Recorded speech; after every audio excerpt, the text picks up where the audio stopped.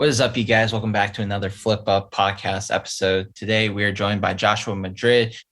He has marched Blue Knights and also has been teaching at Oregon Crusaders. Rest in peace, Oregon Crusaders. Yeah, totally. And Yeah. as you'll notice, this is another episode where the both of us are here together. Pretty great. We are now both living in Nova, so you may be seeing more episodes like this. Another announcement, we do have our Patreon that we just started, so feel free to, subscribe if you want, get some exclusive videos, get some new content, and access to episodes early. So hopefully going to do some cool things. But without further ado, Joshua Madrid. Hello. Going good. Yeah. So wait, I was going to talk about me, right? Yeah. Yeah, just like a little introduction about yourself. Yeah. Oh, cool. Introduction about myself. Okay, I'm going to keep this brief. So I'm Josh Madrid. I think I'm your oldest person that you've had on the show. So I got pretty lengthy history. Started in high school, I guess. I was a quad player at first. I went to Northglenn High School, which if anybody's older, they will remember Northglenn High School from the 90s WGI scene. We got second. We got a bronze or a silver and a gold, which was pretty cool. That was really fun. So did that. Went and marched Blue Knights for a couple years. Did the cymbal thing. I don't know why I didn't do the quad thing. Cymbal thing seemed super rad, and no one was doing it. It was like a new thing. There was a bunch of my friends from different schools that said that they were going to do it as well. So I was like, let's do it. And I feel like that choice completely altered the course of the rest of my life. So I did Blue Knights, and then like mini cymbal lines. We were cut, and that was a drag after a couple years. And then I went out to Nashville and marched quads at Mystique for a year. Came back to Colorado, started teaching high school for a while, and then got a call from a buddy up here in Oregon and was like, hey, I got some gigs up here. Do you want to move? And that was the age in the early 20s. That's when you kind of are just like, yeah, I got nothing going on. I can just go over there, wherever. And I had a bunch of friends up here from Blue Knights, so I made the transition easy. Moved up here, started teaching high schools up here. Got a call in '05 from a friend to teach the Oregon Crusaders Drum and Bugle Corps, which were Div 2 at the time, and jumped on board with them. Left there, went out to the Colts organization and worked with the Colt Cadets to help restructure them for a couple years, which was really fun. Like teaching middle schoolers how to do drum corps in the middle of Oklahoma when the Phantom Regiment is also there, and just getting them to focus like in late July is crazy. And it's not the most glorious job, but I definitely learned a lot on how to teach, especially with young kids. It was really great. And then came back to Oregon, worked with Oregon Crusaders some more. We started the indoor group OCI. I was with them for 10 years, ended there as the director for the last year, and then we folded, the drum corps folded. In between there, I started judging, fall band, winter guard, became a circuit president, and then left it all behind. Now I just judge on occasion, which is pretty great. But yeah, that's kind of the highlights, I guess, in a nutshell. That's kind of the small pathway that took me from being, a 15, 16-year-old kid from Northglenn, Colorado to Portland, Oregon, and all points in between. Like I've been, like many of us, been all over the country and have friends all over the world because of this activity. And that sort of like the short and sweet version of me. Hell yeah. So I guess one question I do have is what year did you stop marching or not march, stop teaching Oregon Crusaders? 2018, it was, so the drum corps I did '05, then '07 to '012.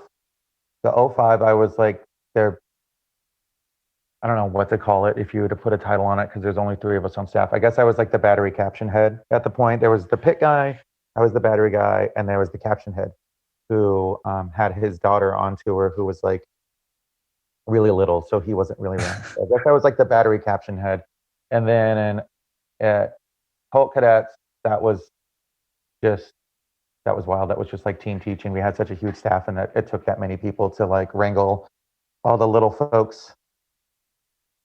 And then when I went back to OC, I taught the quads for a little bit, and then in 2009, 2010, they wanted to start a cymbal line, and at first I said no because I was like not really into it. I was like, dude, I don't have the energy to do this again, and because there wasn't really a cymbal culture in Oregon at all, and I was just like, how are we gonna do this? But I said yes, and it was sweet, and that changed a lot of lives, just that decision. Stayed with them. I was writing for them until 2013. See, we won open class in 12. Yeah, so the next year. And then I helped staff them.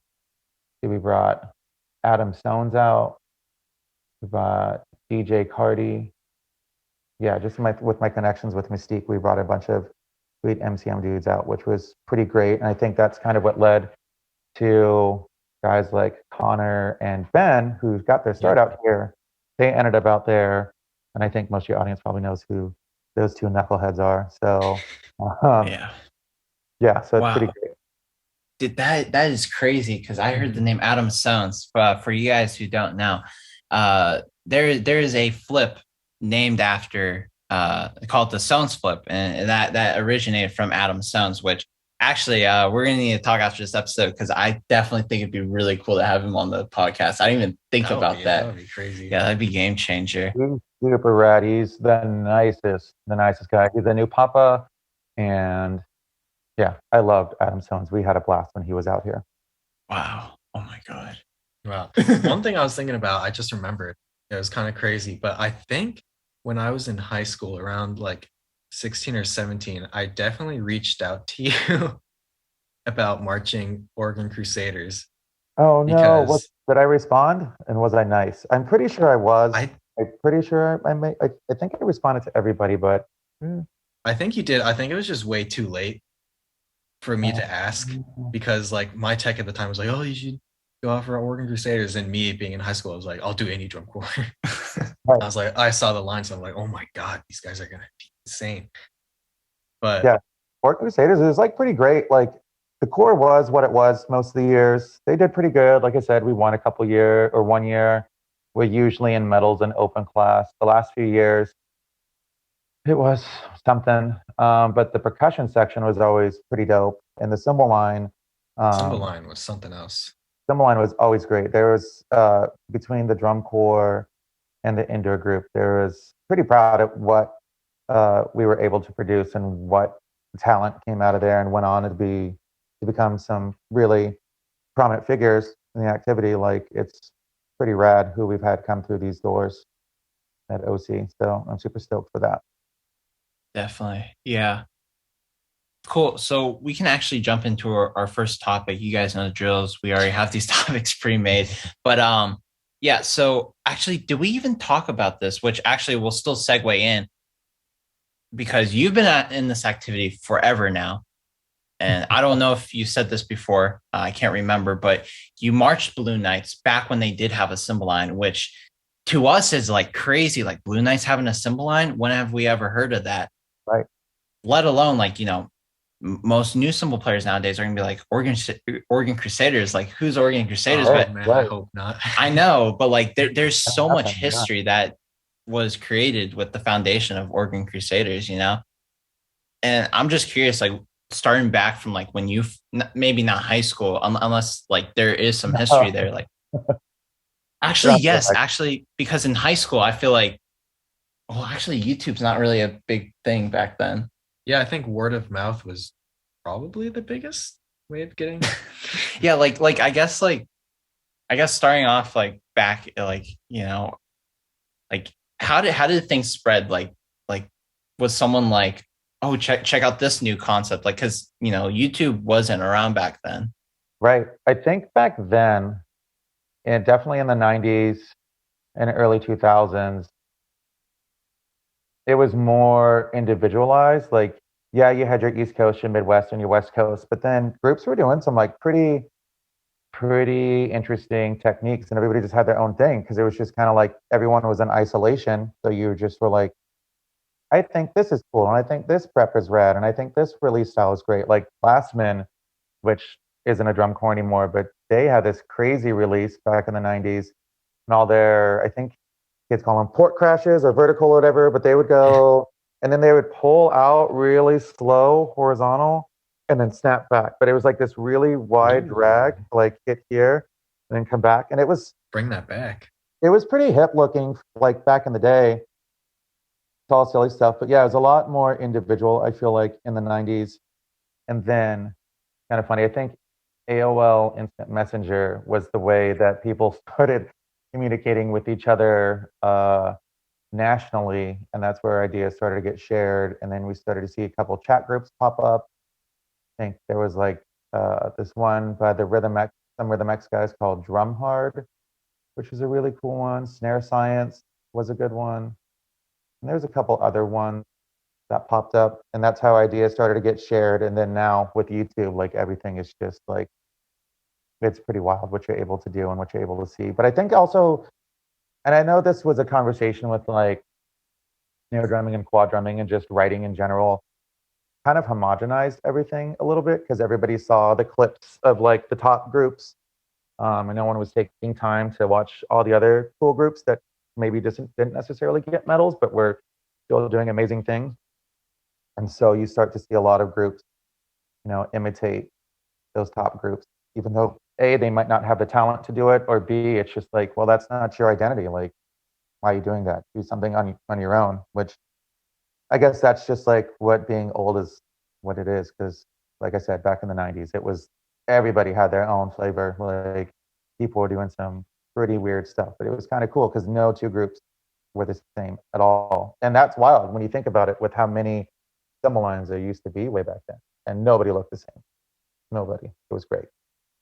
Yeah, definitely. And I even feel like now, like, we have the whole East Coast and West Coast differentiation. Like, I feel like every line still has their own unique style, like their visual approach. Like, I kind of think of it like on a spectrum. Like, you have West Coast, who's very strong on like the sound quality side. You got East Coast, very strong on the visual side. I feel like groups kind of insert themselves there, like where they kind of fall. Like, I consider like, I guess for Lucas and I, like George Mason, I consider ourselves like, if this is the spectrum, we'd probably be like halfway more towards visual. Like if we're on the spectrum where like the middle's like equal sound quality, equal visuals, like we're probably between like the equal and the visual side. So nice. Yeah, I got it. It's so interesting trying to decipher everybody's things now because there's so much going on with cymbal lines, like with what they're doing and just all the juggling and all the everything. Like I watch videos and I'm like, how do you clean that? And what's the breakdown for that? And then how are you teaching getting good sounds when you're like pulling the cymbal by the strap and doing this thing and and then you're coming in together? Like, what's the breakdown for cleaning that crash? Like, it just blows my mind to see what they're doing, and they're getting good sounds, and like it's all clean, and everybody's approaching it the same way and has the same weight and same intensity about it, and it's bananas what y'all are doing right now. It's crazy. Yeah, it's that. Super cool. Like it's really impressive. I just don't know like what's next. Like, what do you go after this? Like, what level of absurdity can you take this to? Like, are we at peak cymbal playing now? Like, how much more juggling, tossing, that sort of stuff can you do to outdo where we're at now? Or are we going to start getting into like, our cymbal players going to start dancing and like more choreography that way? We like, did some dancing. Yeah, in 2019 we did do some dancing. Are you going to do some like between the legs, behind the back, like? Actually, we did do between. Yeah, we did. But also, because auditions are coming around. Lucas and I are on our age outs, and preparing visual sequence. I actually am putting together this like it's like a behind the back, and like the cymbal transfers over to the other one. So you got like a transfer juggle hand over to the other hand, which It's crazy because you think that cymbals, the year that you march, I was like, all right, this can't get any crazier than this. And then you watch the next year and you're like, oh my God. Yeah, I It's mean, just somehow they always just keep coming up with new stuff. I mean, when Sones and when the MCM boys came up with some of that stuff, it was just like, what is this even? What's happening? Like, how'd you do that? And then like when they're doing the release and reloads and the bishops and all that sort of stuff, it's like, what? That's wild. And then we started putting that, and everybody started kind of figuring that out. And it's like, man, this crazy. Like, this is dangerous. Symbols are flying off. I don't know what else we can do. And then now you're watching the stuff Brian Kendrick and all those guys are doing with their platforms, and it's just like, what? Okay, like, I'm so glad I'm out of it right now, because to clean all of that sounds like such a nightmare to break that down and to get a good sound out of the cymbal, like with the things that you're even talking about. It's like, I don't know if I have it in me to clean that anymore. I probably do. Maybe I do. yeah, I'm actually curious though, because like going back with the Sones flip, like, you know, we consider Sones flip like a standard now. If you can't, let alone juggling, I feel like if you can't juggle, you know, like I mean, yes, there's a standard of like how much you can juggle, but like you have to have like the basics down. But like Sones At least flip on the East Coast. yeah, on the East Coast, but like with Sones flips now, at least on the East Coast, like we consider it basic now, you know. It's like Right. we use it in our exercises now. Like what was the standard of Sones flips back in the days? We didn't have any of that stuff back in the 90s. We didn't have any of that. Like, it was all about angles and just weird, like crazy big motion stuff like that, how hard you could hit, how clean you could hit it. And I think for us, it was, I think a lot of it was like thinking about the flash. God, I feel old saying this. Just how the cymbals and instruments reflected light in the stadium was kind of what we were thinking about, more so than really anything else. And then it was a huge focus on sound quality. I was lucky at Blue Knights. We had Ralph Hardiman writing our book, and he wrote a lot of notes. And my cymbal tech back then, he was super into having a notey line, and then me being a quad drummer, just a rudimental drummer. So we were practicing doing a lot of splits. So that was kind of like the big thing back then, was like more sound oriented, like what kind of grooves can you create, what different textures and sound and colors can you create, and how rhythmically advanced can you be. Like, we were splitting flam drags back in the 90s with their cymbals, and I still remember the day Ralph Hardiman had to cut it because visually it just wasn't going to line up sound wise, and he was super bummed. He's like, I never thought I'd say this, but cymbals, you have to take those flam drags out. And I'm like, Damn. so I think that's mostly what it was. I mean, we were still doing sprays when I marched in the 90s, which was super funny. It was funny though. I put it in one year at OCI. I think I put it in a funky, is what we called it. And they couldn't do it. Like, it was so dirty because they just like, wait, what do you mean my arm goes up and I just do a circle, and what's the plane and the toaster? And but they could do all these things, but they couldn't just do like this, which was very weird. And then what was interesting is how students just started showing up knowing those things. I don't know if it was YouTube, if it was just in the zeitgeist, if kids were just saying like, oh, well, I have to know these things because this is what they're doing. But folks just started showing up knowing those things. So over the years, it was less and less time we had to spend like exposing people to new vocabulary, and they would just come in the door knowing it, which was, thank God. Yeah. I feel like a lot of new people, especially auditioning, like the biggest strength that everyone, well, at least from what I noticed, and we did the same thing, honestly, is like, we know all these really cool things, but I think the one thing that holds anyone back from the audition is being able to apply new things, being able to adapt to the ensemble, and also like just the lack of experience. Cause I know and technique stuff. Cause everyone wants to learn, like, you know, the newest and hottest juggle. Like they'll watch, I was about to say Colts 2020 because we keep using 21 right now because, you know, it's the most recent thing. But here we go. Madison Scott 21. Yeah. So like Madison Scott 21, they had a crazy book as well. And like everyone wants to learn their book. And then they get to auditions and they're like, oh wait, like flipping is like actually how do a I do thing. a downflip? How do I do a stones?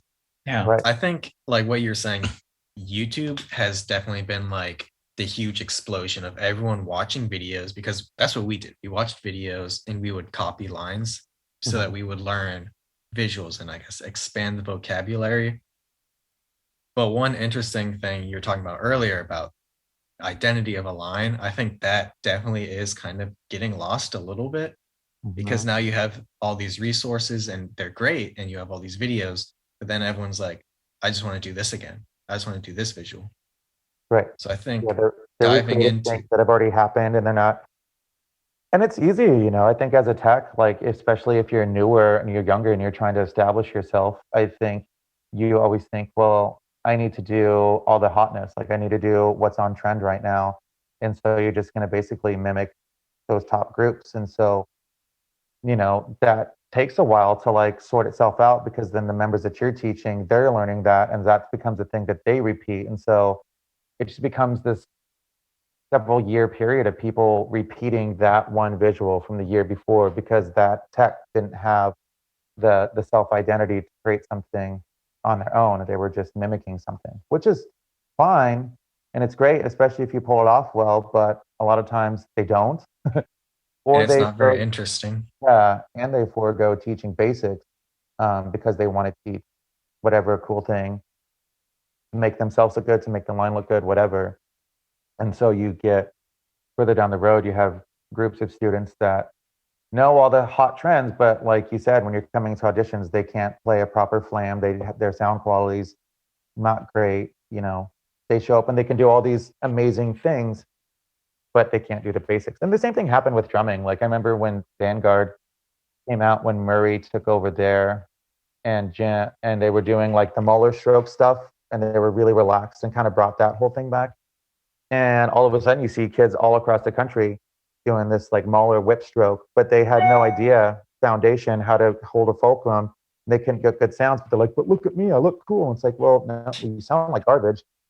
But I'm glad you're doing this. But can you just do this? Can you just play double beat? Like same thing with cymbal players. Like I'm glad you can do all these things, but can you just give me a good slam without popping it? Oh, you can't. Okay, well, Yep. but you look cool. Like cannot be said any better. Like we like on the podcast, literally anywhere, we stress this all the time. Like if you guys cannot get your technique down, and like this isn't even just sound quality, like we're talking about flips as well. Like yes, like oh, I can do it really fast, but if you can't get the right flashes, like or your elbows just cave in, or your elbows cave in, you know, it's not about the speed. Yeah. It's like, you know, like it's about how clean you look. If everyone on the line matches and if you look presentable, you know. Learning to crawl before you walk, it's that whole thing. And you see, and it's never going to stop. Like as much as people stress it, like people have been stressing this since I was y'all's age and before, like learn the basics, and people don't want to do that. Like that's just human nature. You want to learn the coolest things and look like a badass, and everyone's self-conscious, and you want to show up to auditions and just look like a total boss. But people don't realize the true bosses are the ones that have taken the time to learn like maximum fundamentals and have that down solid, because then they could build anything on top of that. Like once you have that foundation, you could do anything, which is great. So if you're out there and you're auditioning, learn your fundamentals, learn your basics. Trust me, this whole thing of people coming in and not being able to do this has been going on for decades, generations. Don't be that person. Show up, be better, know your basics. Yeah, that is true. You'll learn the juggling, and you'll learn the behind the back, through the legs, whatever you're gonna do that show. But definitely, yeah. Moving on to our next topic, we kind of want to hear more about what it was like, the transition from going from marching and teaching and all that, and then kind of that phase where band is moving a little bit away from more of the focus of your life, and kind of where you are now and finding that balance. I mean, also real quick going off of that, like, so you guys on the podcast, like this is Lucas and I's age out. So it's like, you know, once this is done, like, I mean, we've already been teaching, you know, we've been doing private lessons, but like, you know, we'll be exclusively only to teaching. So like band kind of gets, you know, slowly pushing out of your life, you know, because then, you know, you have like I want to say like real life, but I consider band real life if depending on how you work it, like yes, it takes you away from like responsibilities, but it slowly creeps out of your life. And being that, you've also, have been way farther in the process, like what has that been like to you? I think so. I think we already touched on it. Just the first half of the question is like, what's it like transitioning from member to instructor? And I think the big thing you have to ask yourself there when you start teaching is how much is that you're teaching is your identity and what you want to say and what's your voice, and how much is you repeating what you've learned. Mm. And then finding the positives, really taking the time to sort out the positives and negatives from your learning experience. Like, because we all learn bad habits, we all learn good habits from our instructors. So what do you want to take from there? And then how can you put that on top of what you want to say as an individual and create your own identity and your own voice as an instructor? And that gets easier over time. The first couple of years as a tech, you're just holding on, you're just trying to have a good time with the members, and you're almost kind of reliving your marching experience just as a tech. And then you really get, after a couple of years, you really become like a true teacher and you're really looking at it differently. And that's just the whole process. Like, you hear people that have been teaching forever that like slowly figure out things and how they can incorporate like through like human values on top of like also teaching kids how to play cymbals and stuff like that. But that takes a while. And also what's fun about becoming a teacher is like you learning other ways as well. And like it really forces you to hone in on your basics. So like, again, if you don't have good basics as a performer, you're probably not going to be a great teacher. Or the first few years that you teach, you're going to be teaching yourself basics in front of your students because you're going to be learning that. And they might not know, but that's how it goes. And then like the transition, I don't know, I held on for a long time, maybe too long, I don't know. But like I said, doing all the stuff like running a group, teaching a group, judging, doing a circuit president, like it's so fun. Like it's so great. And it's been a fantastic ride. And like, I have friends all over the country and it's super great. Like going to WGI, like you're walking around, you're just like finger guns all over the place, like, hey, hey. And it feels great and it's super cool. And it's a lovely community. And, I've kept with me some really great, genuine human beings that I've met along the way, some true artists. And it's super fun, but after a while, you have to realize how much time you're giving up, especially with, nobody's getting rich doing this. Nobody gets paid well, especially cymbal tech. We're usually Oh yeah. at the bottom of the list in terms of payment. And so you have to realize how much time you're trading for this craft and for this trade and realize what's it worth.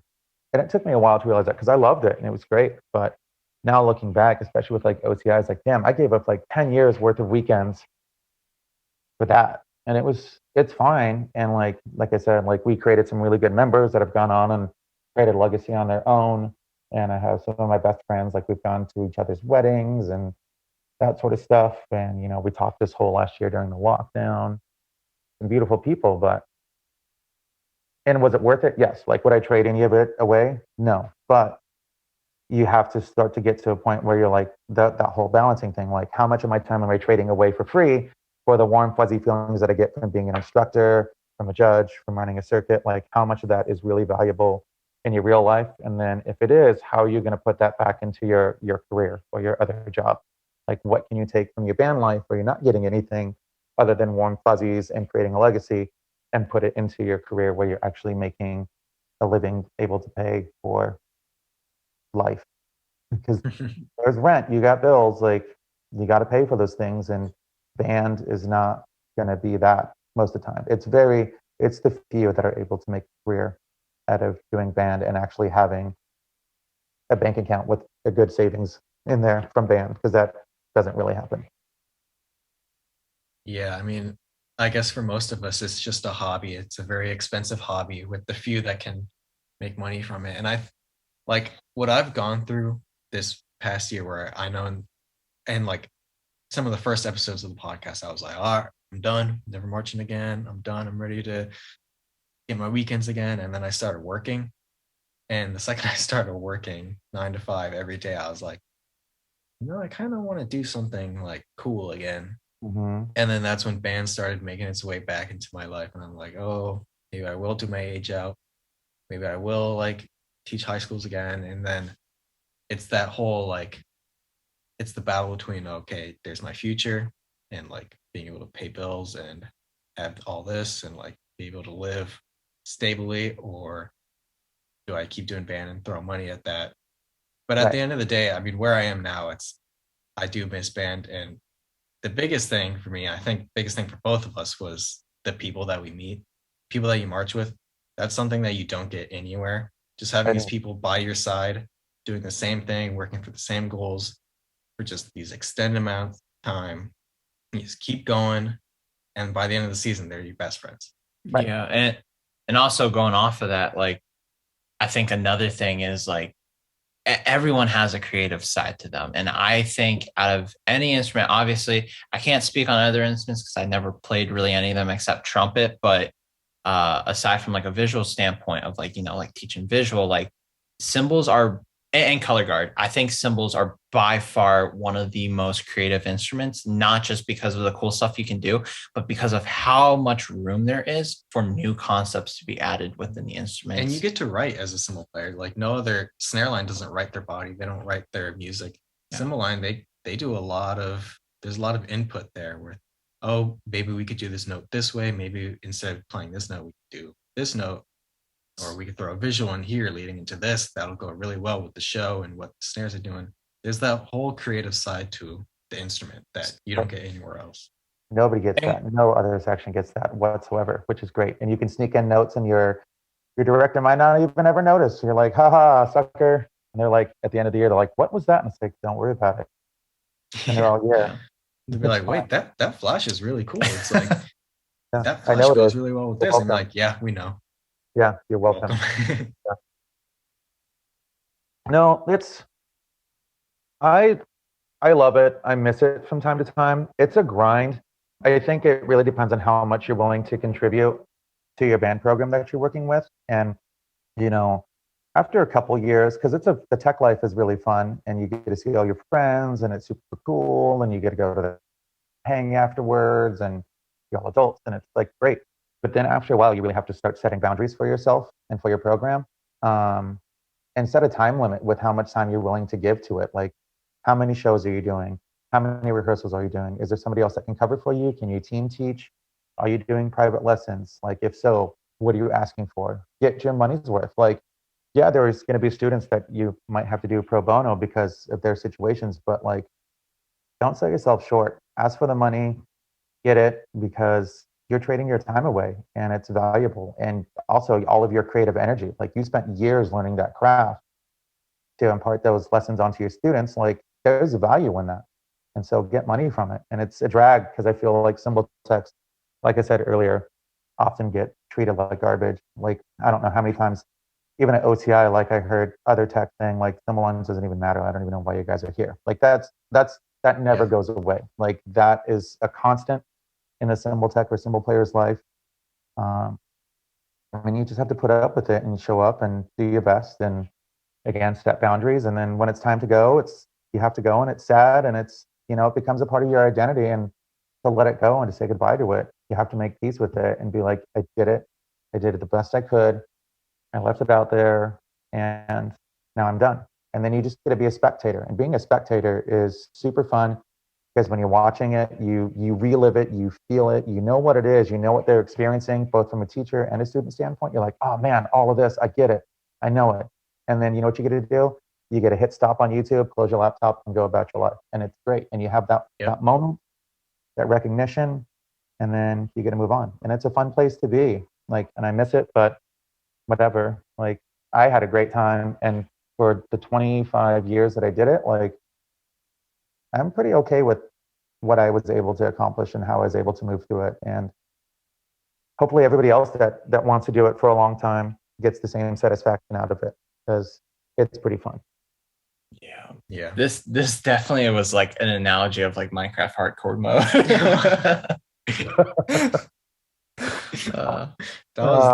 This was a great way to kind of end the podcast. We are at around 35 minutes, but I will say, with everything that's been said so far, if you're on the fence of marching or not, I hope this sways you, because these emotions that are coming out and these like memories and feelings, band is life changing. So if you haven't marched, you really got to do it. There's only a limited amount of time to do it before like you age out.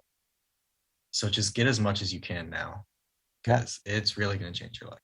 Because once it goes away, you can never do it again. And like, I've met so many people that have march band that have come out. Like, one of my managers, like the reason why I got the gig where I'm at now is because she was an ex-band student. We know a lot of the same people. She's like, wait, you're in band? And I was like, let me tell you about it. Like, I was like Prince band. And we started nerding out. And then like, she was like, oh, I have to have you. Like, I know what band is. Like, I know what it takes. Like, you're in.